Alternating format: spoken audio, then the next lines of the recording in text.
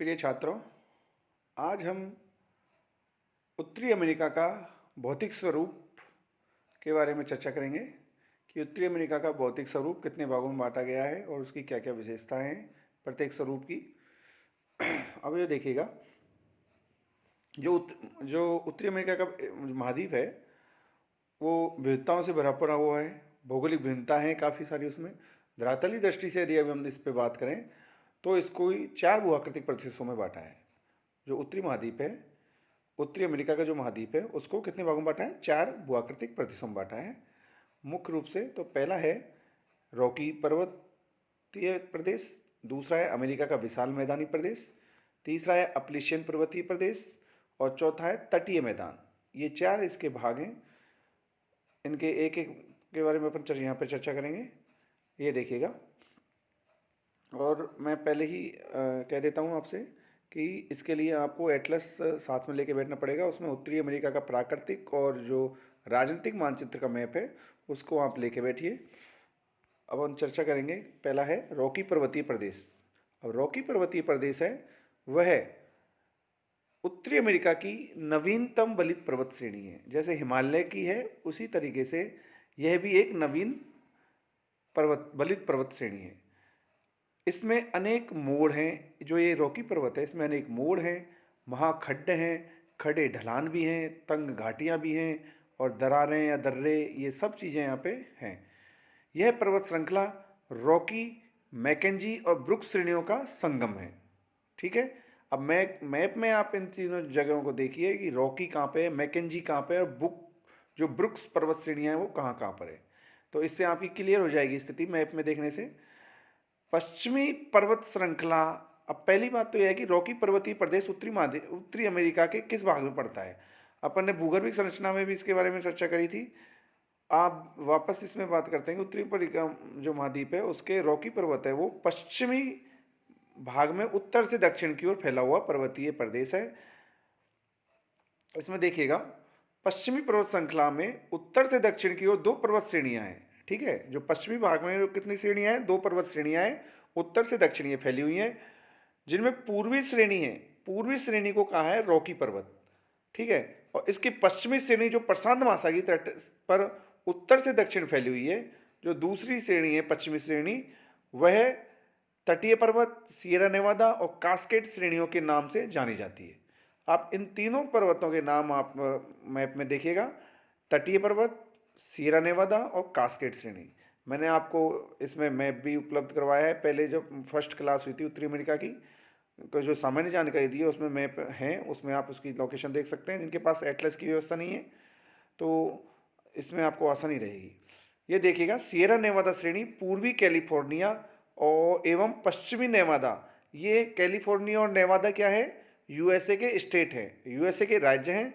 तो उनकी लोकेशन देखिए कि ये कहाँ पे फैली हुई है। जो सियरा नेवादा श्रेणी है जो इन राज्यों में फैली हुई है, अमेरिका के इन राज्यों में कैलिफोर्निया और नेवादा में फैली हुई है। प्रशांत सागर के समानांतर हैं ये। ठीक है। इसके बाद में कास्केड श्रेणी है जो कहाँ फैली हुई है? कैलिफोर्निया से लेकर अलास्का तक फैली हुई है कास्केड श्रेणी। रॉकी पर्वत श्रेणियाँ प्रशांत महासागर और अंध महासागर के जल के प्रवाह के लिए जल विभाजक का कार्य करती हैं। ठीक है। जो ये रॉकी पर्वत श्रेणियाँ हैं जिसके पश्चिमी तटीय क्षेत्र और प्रशांत महासागरीय भाग है और एक पूर्वी महाद्वीप का ये उत्तरी महाद्वीप का पूर्वी भाग और अटलांटिक महासागर है। तो ये एक जल विभाजक का कार्य करती है। इधर की नदियाँ प्रशांत महासागर में गिरती है पश्चिमी साइड की, और पूर्वी साइड की नदियाँ अटलांटिक महासागर में गिरती है। तो इस तरीके से ये पर्वतीय क्षेत्र है, यह एक जल विभाजक का कार्य करता है। इस प्रदेश का अधिकांश भाग शुष्क जलवायु वाला है जहां वर्षा बहुत कम होती है। ये ठीक है। यहाँ सोना, चांदी आदि धात्विक खनिजें भी पाए जाते हैं। ये इनकी क्षेत्रों की जो पर्वतीय प्रदेश इनकी विशेषताएं हो गई। तो ये रॉकी पर्वतीय प्रदेश है। तो आप इसको एटलस में अच्छी तरह देखिए इसकी लोकेशन। और इसके जो 2 भाग करके बताया है कि पूर्वी श्रेणी और पश्चिमी श्रेणी। तो पूर्वी श्रेणी को रॉकीज कहते हैं और जो पश्चिमी श्रेणी है उसको 3 भागों में तटीय श्रेणी, सियरा नेवादा श्रेणी और कास्केड श्रेणियों में बांटा गया है। तो इसके बारे में अपन चर्चा कर चुके हैं। ये जल विभाजक का कार्य करती है इस रॉकी पर्वतमाला। तो ये अपना एक रॉकी पर्वतीय प्रदेश का वापस रिवीजन टाइप में कर दिया गया। अब देखिएगा, दूसरा देखिए, अमेरिका का विशाल मैदानी प्रदेश, इस पे भी अपन भूगर्भिक संरचना का जब उत्तरी अमेरिका का पढ़ी थी, अपन ने चर्चा करी थी टॉपिक के बारे में, तब अपन ने इस पे चर्चा करी थी। एक बार दोबारा देख लेते हैं। अमेरिका का विशाल मैदानी प्रदेश यह तलछट से बना हुआ है, तलछट के निक्षेपों से बने हैं, नदी के तलछटीय निक्षेपों से यह निर्माण हुआ है। यह मैदान अपलेशियन तथा रॉकी पर्वत श्रेणियों के मध्य स्थित है। ठीक है, अपलेशियन पर्वतमाला और रॉकी पर्वतमालाओं के मध्य स्थित यह क्षेत्र अमेरिका का विशाल मैदानी प्रदेश के नाम से जाना जाता है। उत्तरी अमेरिका के मैदानी भाग का विस्तार, उत्तर में मैकेंजी नदी। अब आप देखिएगा मैकेंजी नदी कहाँ पे बह रही है, कनाडा में। तो इसकी नदी की लोकेशन देखिए, मैकेंजी नदी के डेल्टा से दक्षिण में मैक्सिको की खाड़ी तक। ठीक है, यह विशाल मैदान फैला हुआ है। इस विशाल मैदान के पुनः 4 भागों में बांटा गया है, जिसके बारे में अपन चर्चा करते हैं। कैनेडियन शिल्ड, ठीक है, कैनेडियन शिल्ड आंतरिक निचला मैदान, जलोढ़ द्वारा बना विस्तृत मैदान और अंध महासागर का तटीय मैदान। इस रूप में यह 4 भागों में बटा हुआ है। इसी मैदानी प्रदेश में मैकेंजी, मिसिसिपी और सेंट लॉरेंस नदियां प्रवाहित होती हैं। तो ये मैदानी क्षेत्र में कौन कौन सी नदियां प्रवाहित हो रही है? मैकेंजी, मिसिसिपी, मिसोरी और सेंट लॉरेंस नदी, ये आपकी नदियां प्रवाहित होती हैं यहाँ पे। मैकेंजी नदी बेसिन उत्तरी अमेरिका के सबसे उत्तरी भाग में, ये आपसे कह दिया था कि ये कनाडा में स्थित नदी है।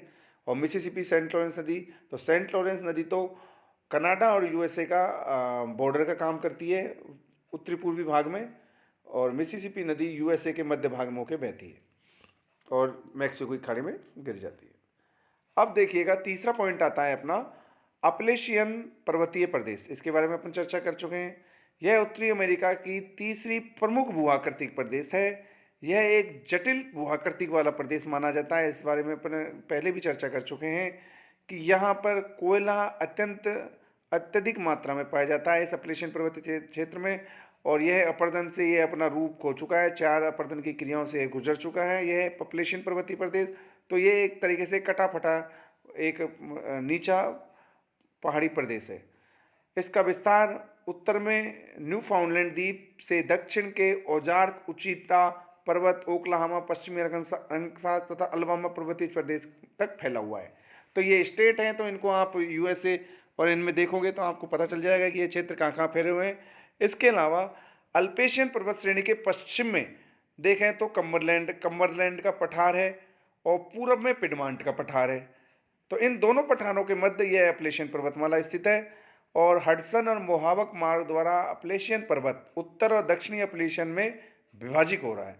ठीक है, ये नदियां हैं हडसन और मोहावक नदी, तो इनके द्वारा यह उत्तरी और दक्षिणी पर्वत अपलेशियन पर्वतों के रूप में ये अलग हो रहा है। पिडमांट पठार से अनेक नदियां प्रवाहित होती हैं जो जलप्रपात बनाती है। ठीक है, ये अपलेशियन पर्वत से जो नदियां उतरती है वो पिडमांट के पठार से जब ये वापस तटीय क्षेत्रों में गिरती हैं तो एक जलप्रपात का निर्माण करती हैं।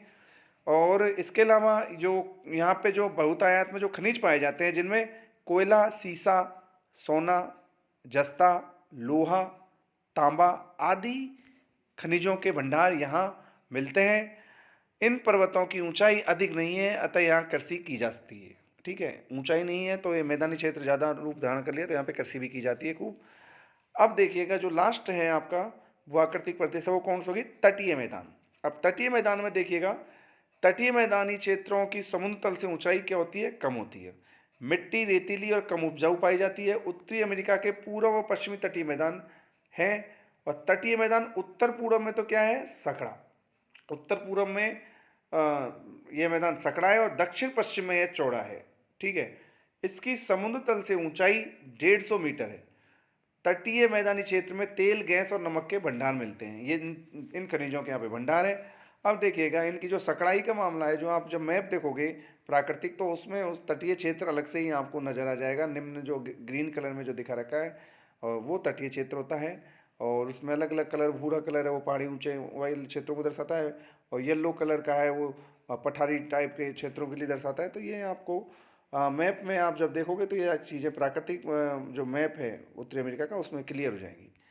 अब इसके अलावा ये जो मैप इसमें दर्शा रखा है, तो इसमें ये सारी चीज़ें दर्शा रखी हैं कि जो अटलांटिक का तटीय मैदान कहाँ है, और पश्चिमी तटीय मैदान जो प्रशांत महासागर में जो तट है वो कम सकड़े हैं, और जबकि दक्षिणी पूर्वी उत्तरी अमेरिका में जो तट हैं वो काफ़ी चौड़े हैं।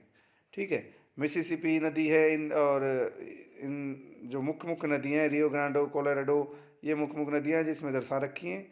और ऊपर देखिएगा मैकेंजी नदी जो मैं बता रहा था आपको, ये ऊपर जा रही है, उत्तर दक्षिण से उत्तर की ओर बहती है, तो ढलान का भी पता चल जाता है इससे। और जो नदियों से आप इसका ढलान देख सकते हैं। और इसमें काफ़ी कनेडियन सिल्ट दिखा रखी है, ग्रेट लेक्स झील कौन कौन सी हैं, ये सारे पर्वतीय क्षेत्र, पठार, ये सारी चीज़ें इसमें दिखा रखी हैं। आपसे पूछा जाता रहता है मेक्सिको की खाड़ी कहाँ पे है, कैलिफोर्निया की खाड़ी कहाँ पर है, कोलंबिया का पठार कहाँ है, कोलोराडो का पठार कहाँ है, ग्रेट प्लेन्स कौन सा है, ग्रेट लेक्स कौन सी है, हडसन की खाड़ी कहाँ पे है, रॉकीज पर्वत कहाँ है, ये छोटे छोटे आपके क्वेश्चन आते रहते हैं। तो थोड़ा मैप पर ध्यान रखिए, और कोई भी ऐसी समस्या है तो आप मेरे से चर्चा कर सकते हैं। धन्यवाद।